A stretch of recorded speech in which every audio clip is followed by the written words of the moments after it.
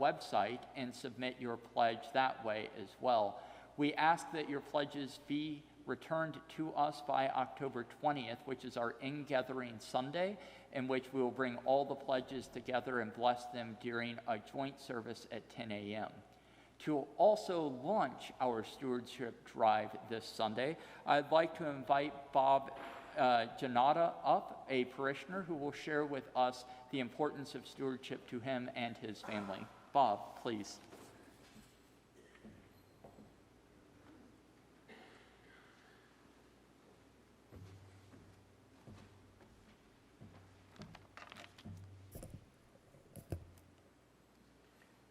Good morning. Thank you for the opportunity to speak with you this morning about my family's approach to stewardship. Beyond whatever time and talent we invest at St. Francis, I guess I would say that our decision and our financial support to our church, like yours, has not been spontaneous. They've developed over time with a deeper love of Christ and a better understanding of what our St. Francis community means to us. As you know, Shelley, my wife, and I are foreign service officers. We've spent most of our career overseas.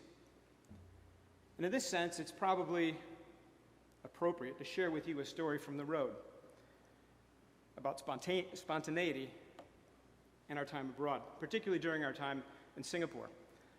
Some of you are probably familiar with Singapore. It's a very prosperous, very successful country, and Singaporeans are very bright, very focused, very successful, and all sorts of other good things. But the Singaporean government knows that they're not spontaneous.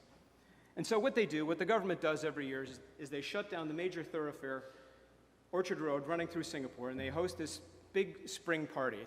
If you recall your own college Springfest parties, it's a little tamer than that.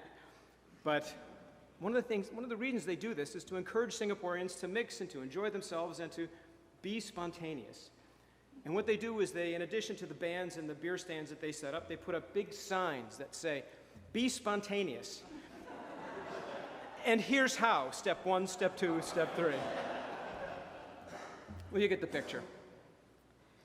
Well, in addition to Shelley's and my lack of spontaneity in our decisions regarding our pledge to St. Francis, while we're abroad, we've experienced the well-known sentiment that absence makes the heart grow fonder.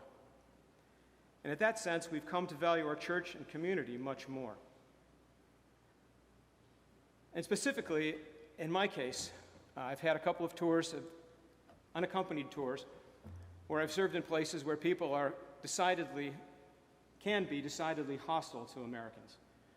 And in those scenarios, in my prayers, I've often just said, "Father, just bring me back to St. Francis, where I could sit in my pew back there and worship among you." You know, I'm not a betting man. But if I were, I'd bet that you feel the same way during your week. Just get me back to St. Francis where I could worship you among people that I know and enjoy being around. I mean, our community is chock full of dedicated, amazing people. And that's what drives my commitment to our church, my relationship with Christ, and my belief in some small way that my contribution will make a difference in a world for which Christ gave his life. As for pledges in general, I won't tell you that no gift is too small, but just try to give your spouse a stick of gum for his or her birthday or your anniversary. Try that experiment and see what happens. So please, prayerfully consider a meaningful pledge. A pledge meaningful to Christ, yourself, and our community. Because in fact, Shelley and I will commit to you this year to increasing our pledge.